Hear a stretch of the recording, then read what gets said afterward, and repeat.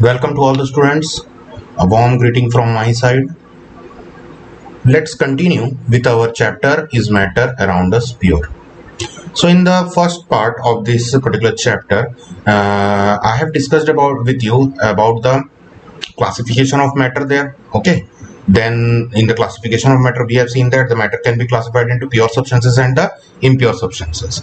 Then we have also discussed there about the pure substance type. The pure substance type was the pure substance can further be classified into two. They were the elements and the compounds. Okay. And the impure substances were classified into two. Impure substances were classified into two. They were the mixture, and in this mixture the further two classifications were there. One was homogeneous mixture and another one was heterogeneous mixture. So all the definitions and all these things about the mixture, then homogeneous mixture and heterogeneous mixture, their examples we have taken in the first part only. Now in the second part, we are going to talk about the solutions and what are the different kinds of solutions which are present, and we are going to study in our course for class 9th chemistry. Okay, so here in this chapter matter around us, the first we are going to classify the solution. Okay, we are going to classify the solution. So the solutions can be classified. To classify the solutions can be classified into two. One into homogeneous mixture and one into heterogeneous mixture. Okay, one into heterogeneous and one into homogeneous. Okay, in heterogeneous, two types of solutions are there. One is the suspension and another one is the colloidal. Okay, one is the suspension, another one is the colloidal, and in case of homogeneous mixture it is the true solution.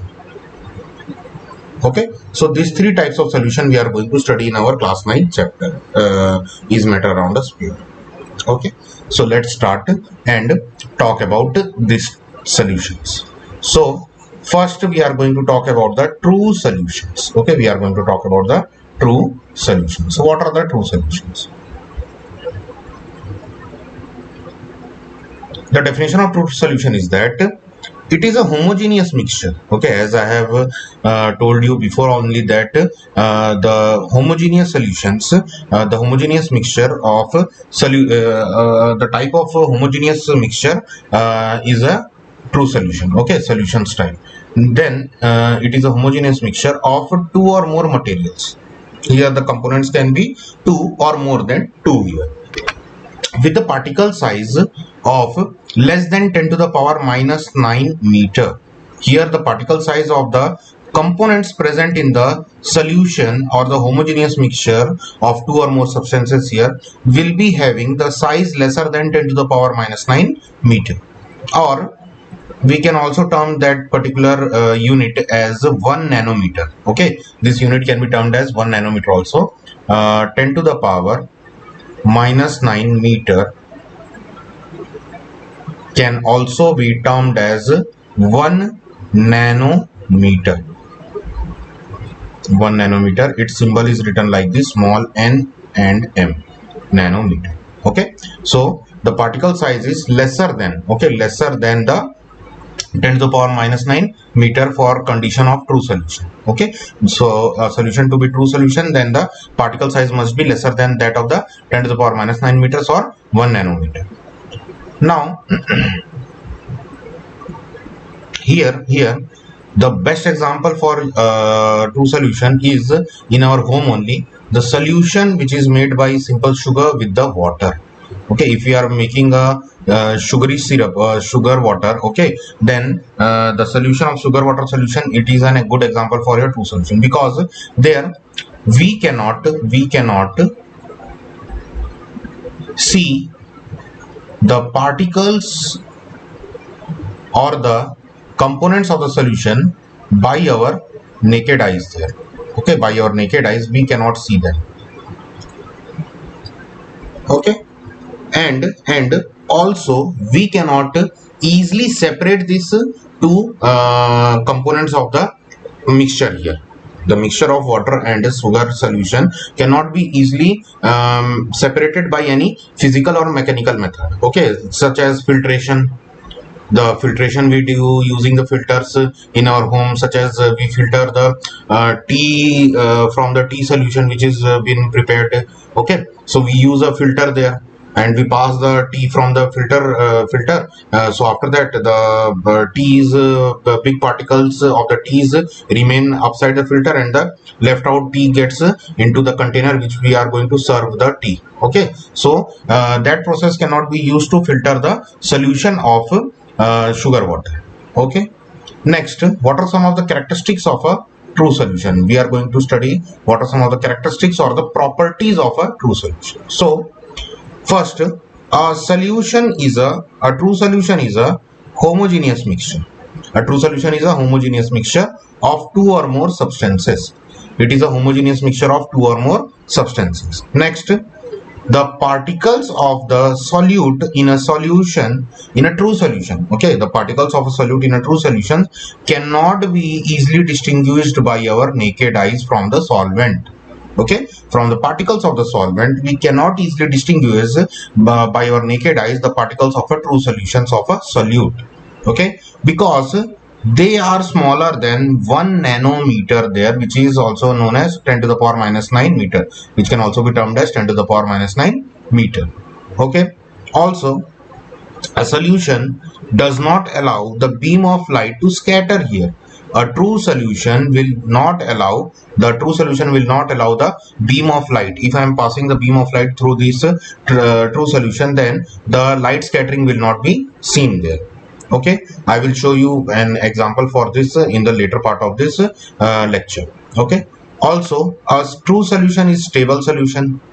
It is a stable solution. You will not see any kind of movement or any kind of randomness in this random movements in this kind of solutions. Okay, the solute from a solution cannot be separated. The solute from a true solution cannot be separated by any filtration, okay, or by any mechanical or physical methods. Okay, we cannot easily separate them by any mechanical or physical methods. So this type of solutions are known as true solutions. This type of solutions are called as true solutions. Okay, let's move further. Now there is a term which we are going to study further here, is the concentration of a solution. This is a mathematical thing which is related to this chapter. Okay, the mathematical part of this chapter. Here we are going to talk about the concentration of the solution. So what is the concentration of solution? The concentration of solution is defined as the amount of solute present in a given quantity of the solvent or the solution, in the given quantity of the solvent or solution. Okay, so it will the amount of the solute present in a given quantity of a solution or solvent is called as a concentration of the solution. Okay, so if how to measure this thing? Because here we know that in a solution two parts were there. One was solute and the other one was solvent. Okay, another one was solvent. So the amount of solute dissolved in a given quantity of solvent to form a solution will be called as the concentration of the solution. Okay, now if the amount of solute is very small, in the given solution, if the amount of solute is very small in the given solution, then that type of solution is known as dilute solution. That type of solution will be called as a dilute solution. But if the solution is having large amount of the solute, but if the solution is containing large amount of the solute, then that type of solvent solutions will be termed as concentrated solutions. Okay, that will be called as a concentrated solution. Okay, so here I am giving you the difference between concentrated solution and the dilute solution, that the solution in which the small amount of solute will be present, then they will be called as dilute solution. But if large amount of solute is present, then they will be termed as concentrated solution. So this also makes two different types of true solutions. One is dilute solution, one is dilute true solution, and the another one is the concentrated true solution. Now, how we can define the concentration of a solution? The concentration of solution can mathematically be defined as the mass of solute in grams present in 100 grams of the solution. Okay, mathematically the concentration of solution is defined as the mass of solute in grams per present in per 100 grams of the solution. Okay, next let's consider about more different types of solution, which are also based on this classification of a true solution is also based on the types of the amount of the solute present in the solution. Okay, we can also classify our solutions on the basis of the amount of the solute present in our solution. Okay, so let's see how we can classify them. First is the saturated solution. What is a saturated solution? A solution in which no more quantity of solute can be dissolved. Okay, no more quantity of a solute can be dissolved at a given temperature will be termed as saturated solution. So for this, let's take an example. If I am taking 1 glass of water, okay, if I am taking 1 glass of water, you can do this experiment at your home also. It is a very simple experiment, no kind of harmness is there. Okay, so what you have to do, you have to take 1 glass of water. Okay, you take 1 glass of water and fill it with water. Okay, now add 1 tablespoon of sugar or salt, anything you want to add, you add it. 1 tablespoon of sugar or salt. Okay, sugar or salt, add in it. You will see that in the first tablespoon, the sugar or the salt will dissolve very fastly. Okay, it will rapidly dissolve in the water. Then when the whole of the tablespoon of salt or sugar has been dissolved, then add 1 more tablespoon of sugar or salt without changing the temperature. Don't change the temperature here. Okay, remain, let the temperature be same, or don't stir also. Okay, don't stir also. Okay, lightly stir it, very lightly stir it. Okay, so you will see that in the second tablespoon of sugar or salt, the time will be taken little more to dissolve as comparison to the first tablespoon of the sugar or salt. Next, after this, add 1 more tablespoon of salt or sugar here. Means this is the third spoon. Okay, this is the third tablespoon which I am adding here. But you have to add this after the second tablespoon sugar or salt has been completely dissolved. Okay, after the completely dissolved, then only add this thing. Now, when you have added the third tablespoon, you will see that after stirring also, after some time stirring also, you will see that the sugar or the salt is not completely dissolving. Okay, the sugar or salt is not completely dissolving here. What is the reason behind that? The reason behind this is that the amount of solute which has been dissolved in the given solvent has came to its maximum value. Okay, has came to its maximum value, and no more solute can be accommodated in this particular solution. So what will happen? The third tablespoon of the sugar or salt will left out, and it will get sedimented. It will get deposited at the downside, and after stirring also it will not be dissolving out there. Okay, so when this stage has been attained, when this stage has been attained, then this type of solution is termed as saturated solution. Saturated solution. This is a very simple exercise. You can do it your home also to make it this very clear. Okay, maybe if the size of glass in your home is larger na, so maybe it is possible that the third tablespoon of the sugar or salt will also be dissolved out there, but after that fourth or fifth in the fourth or fifth tablespoon you will see that yes, the sugar or salt is not been dissolved out there. Okay, so this exercise can be seen out there in your home and you can try it by your own. Okay, so the stage at which no more solute is been dissolving in the given solvent, then that stage is known as the saturated solution. Okay, that stage is known as the saturated solution. Now what to do to change the saturation? Then what to do to increase the saturation here? Because let's say for 1 liter, if I am taking about 1 liter, about 10 tablespoon is the saturation point. Okay, 10 tablespoon is the saturation point. Then how to increase it? So we can increase it by increasing the temperature.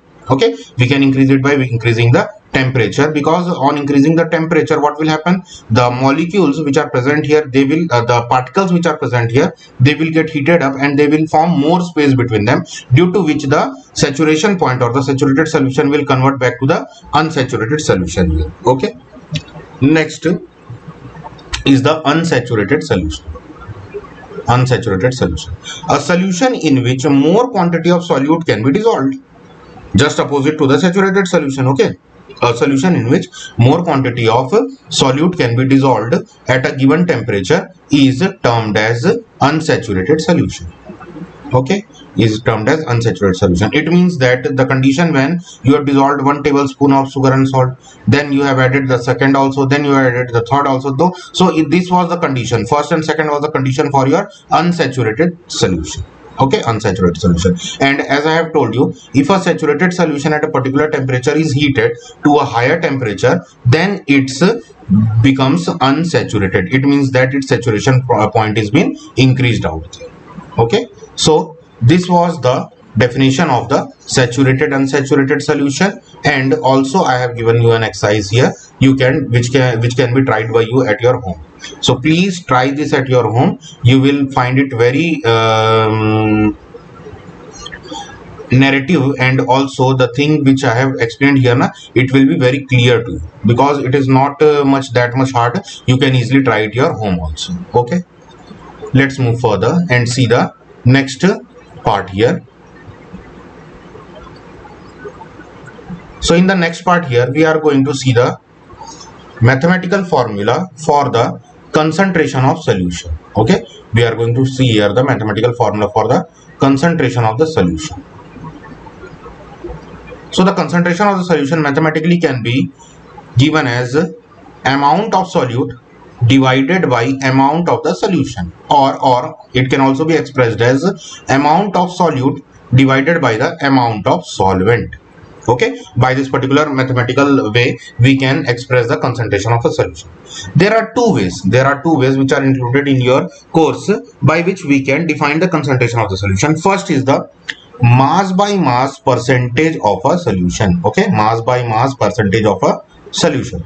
So what is the way to define the mass by mass percentage of a solution? Here the mass of a solute will be divided by the mass of the solution into 100 in order to obtain the percentage. Okay, because naturally you will see that the mass of solute will be lesser as comparison to that of the mass of the solute. So on dividing this we will get the answer in fractional form. So convert it into percentage form, we will multiply it into 100.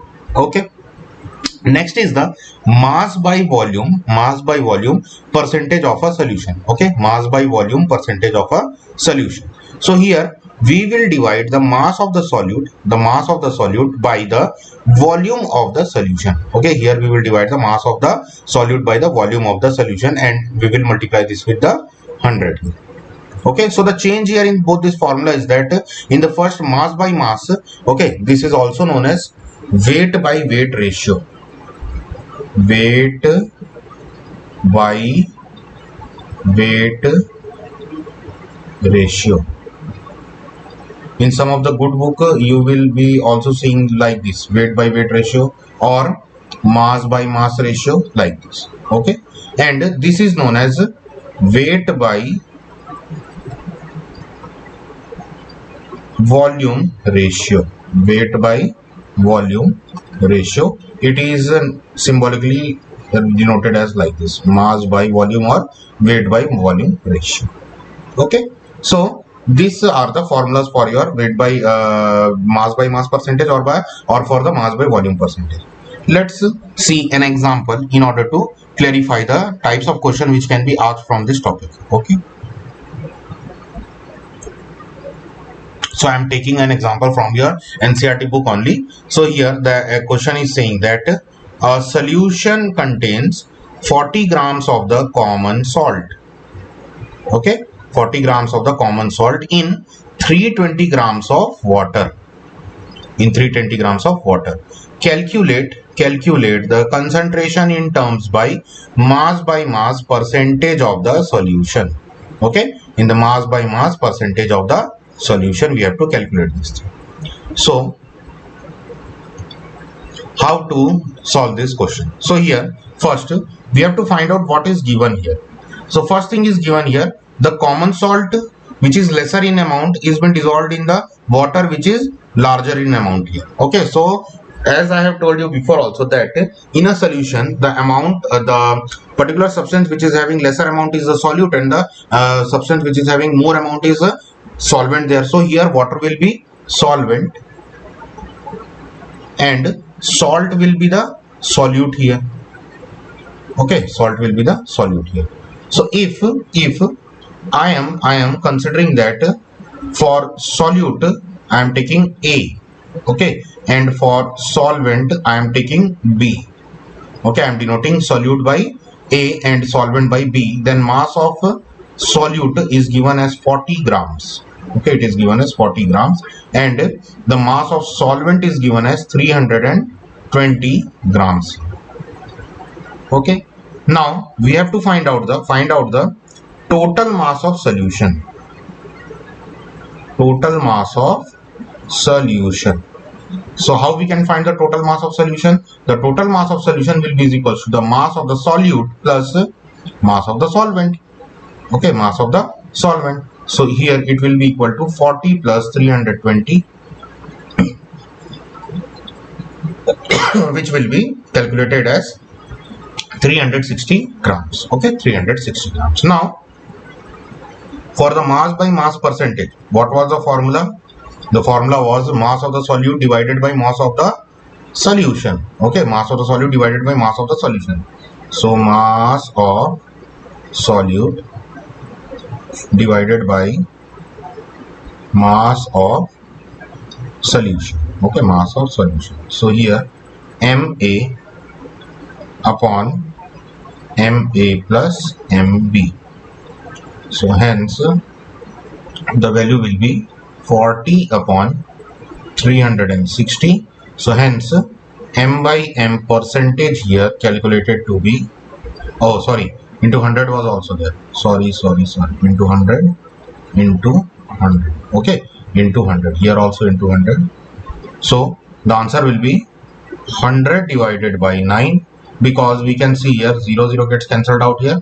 4 cancels 36 at 9 times. Okay, so here 100 upon 9, which can be calculated as 11.11 percentage. Okay, 11.11 percentage.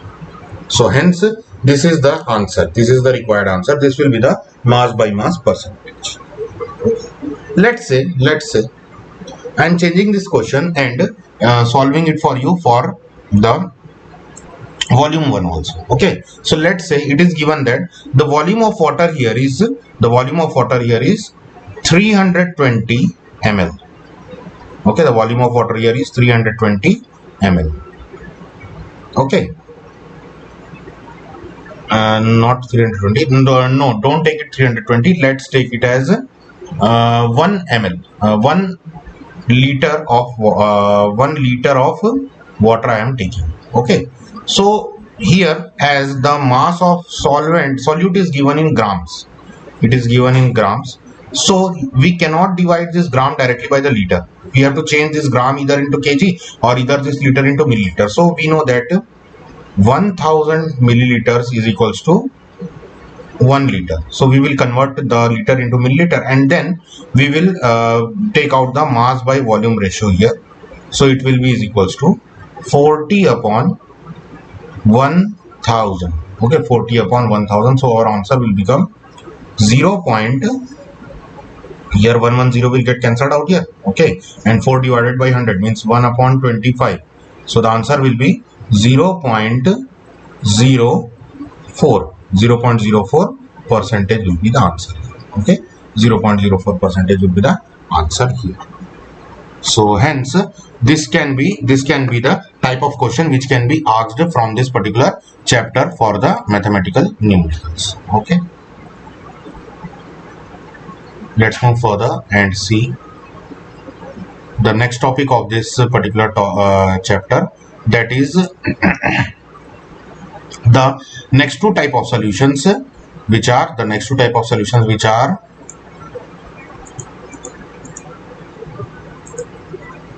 suspension and the colloidals. Okay, so what is a suspension? Let's talk about what is a suspension. A suspension is defined as a homogeneous mixture. Okay, it is a homogeneous mixture. No, sorry. So suspension is not a homogeneous mixture. It will be a heterogeneous mixture. Okay, it will be a heterogeneous mixture. It will be a heterogeneous mixture with the diameter of the particles that represent here greater than 10 to the power 3 nanometers or 1000 nanometers. Okay, so as we are knowing that 10 to the power minus 9 meter was 1 nanometer. So here 10 to the power 3 into 10 to the power 9, it will become 10 to the power 3 minus 9 is equals to 10 to the power minus 6 meter. So the particles here will be greater than this particular size, means 10 to the power minus 6 meter, it will be greater, and this 10 to the power minus 6 meter is also termed as 1 micrometer. It is also termed as 1 micrometer. Okay, so the particles of a suspension is greater than 1 micrometer. Okay, and the particles are easily visible by our naked eyes. Also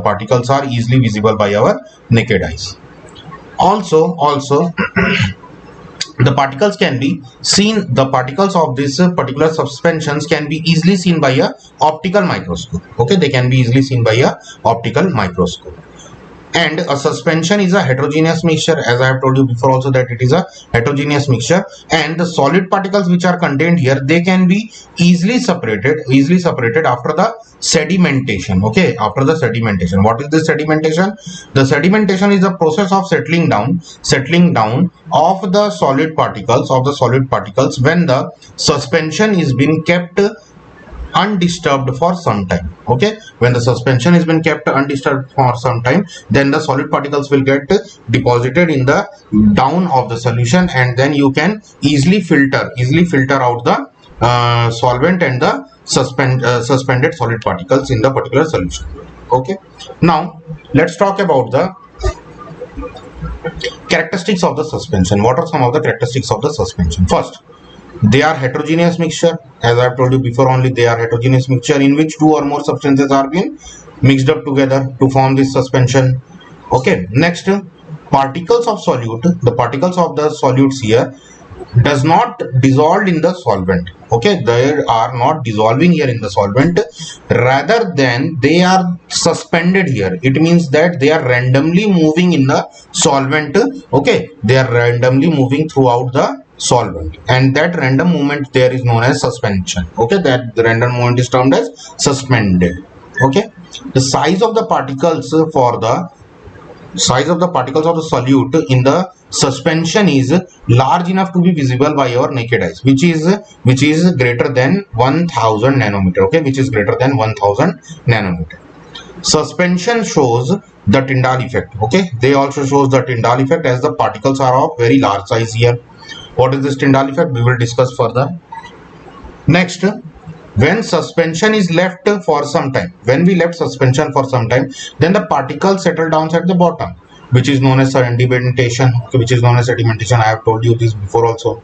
After sedimentation, the particles of the suspension can be separated through the process of filtration. Okay, we can easily separate by the process of filtration. Then suspension does not scatter the light when particles are settled down, because in that case the suspended particles are been, the suspension has been broke down, or the suspended particles have been settled in the down, and the solution becomes clear there. So no Tyndall effect can be seen after the sedimentation process. What are some of the examples? So the good example is milk of magnesia. Okay, milk of magnesia, the medicine which is given to you by doctor when your pet is when your stomach is upset. Okay, so that is your milk of magnesia. Okay, and also fog, the fog which you see during the some winter time. Okay, that is also an example of suspension only. Mixture of chalk and water, a mixture of chalk and water is also a suspension. Okay, so all these are your good example for the suspension. Let's move further and see the next topic, which is the colloidal solution. Okay, which is the colloidal solution. So a colloidal solution is also a heterogeneous mixture only. Okay, it is also a heterogeneous mixture only of two or more substances. Here the appearance may be homogeneous here. Okay, because by our naked eyes we cannot see the particles of the colloidals. Okay, we cannot see the particles of the colloidals. Also we cannot see the particles through the optical microscope also. Okay, but when light is been passed through the colloidals, then they show the Tyndall effect there, and this Tyndall effect is the only way to identify that the given solution is a colloidal or a suspension. Okay, a suspension can be easily identified because there you can see that the particles of the solute particles are easily visible by your naked eyes, but in case of colloidals they are not easily visible by our naked eyes. Okay, but they scatter the ray of light there, which is known as the Tyndall effect, and only that is the way to find out the given solution is a colloidal or not. What are some of the examples? The best example is the air, which is present around you. Okay, it is a colloid only, it is a colloidal only. Next is the milk, it is also a colloid. The ink, they are also colloid. The blood in our nerves, they are also colloid. The solution of a soap and detergent or with water. Okay, solution of soap or detergent in water, all these are the examples of the colloid. Next, what are some of the characteristics of the colloidal solution? First, they are heterogeneous mixture where two or more substances are mixed. Second, they appear to be homogeneous. Okay, they appear to be homogeneous, but in reality they are not. The size of the colloidal particles are in between the true solution and the suspension particles. It means that it is between 1 nanometer to 1000 nanometer. It is between 1 nanometer to 1000 nanometers. Okay, the colloids cannot be seen by using optical microscope also. The colloid particles cannot be seen by using the optical microscopes also. Okay, also the particles, the solute particles here are known as colloid. Okay, the colloidal solute particles are termed as colloids. Okay, please keep this in mind. Also, the colloidals show Tyndall effect. They scatter the beam of visible light. Okay, next, they may be opaque. What is opaque? Opaque means they cannot pass, the opaque substances cannot pass the light through it, such as a wall. Okay, wall of your house or the mirror, which does not allow the light to pass through them. They are opaque substances. Next is the translucent. Translucent means semi-transparent, which allows the light to pass partially through them. Okay, which allow the light to pass partially through them, of any color of light. Colloid cannot be separated by physical filtration. Okay, this type of solutions, this type of colloidal solutions cannot be separated by physical filtration, as suspension was can be separated, but colloids and true solutions cannot be separated by filtration. Okay, they require a special process known as centrifugation. Okay, they require a special process known as centrifugation. So I can give you a good example which you have seen in your homes also. What happens when we when we centrifuge milk in a mixie, what happens? Have you seen this thing? Okay, so when we centrifuge milk in mixie, you will find that some phase has been came out on the milk. Okay, the liquid has been separated and some phase foam like structure has been coming out on the surface of that particular liquid. So that foam which is coming out there, that is nothing other than the cream of milk. It is the cream of milk which has been suspended in the solvent of the milk there. Okay, so by this method only we form what? We form the butter. Okay, by this method only we form the butter. If you have seen the mathana of doodh, okay, by mathana of the doodh only we form out the butter. Okay, for that we use the curd. And we centrifuge the curd. After centrifuging the curd, we form out the butter there. Okay, also known as makhan in Hindi. Okay, and then next is the colloidal solution. Colloidal solution are stable since colloids cannot settle down. Okay, as you know that suspension was unstable because the particles of the solute were settling down when they were left undisturbed. But the colloidal solutions are also stable as their particles cannot be easily settled down. Okay, so they cannot form sediments. Next, let's talk about the Tyndall effect. So what is Tyndall effect? Tyndall effect is the way in order to find out a solution is a true solution or not. Okay, so here by this particular view image you can easily find out Tyndall effect. Okay, here you can see that when I am passing the light ray from these two solutions, this is solution number 1 and this is solution number 2. So here you can see that from this solution number 1 the light is easily passing. Okay, the light is easily passing. No kind of disturbance has been seen out here because it is a true solution. But in the second case, you will see that what has happened, a fogginess is been seen in the solution. So this fogginess is due to the presence of colloids here in this particular solution. Okay, so in milk also you can see this thing.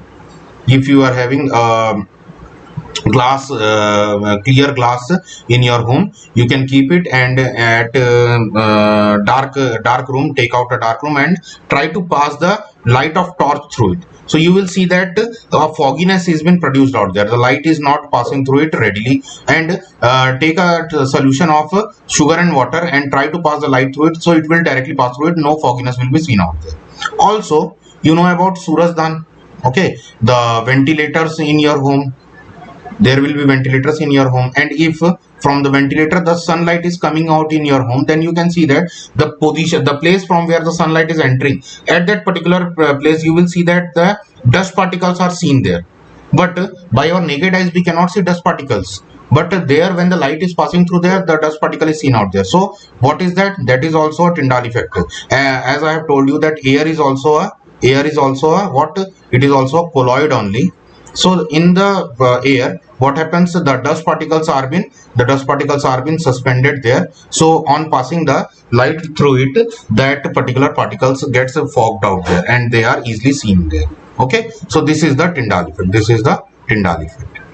So this was for this particular class.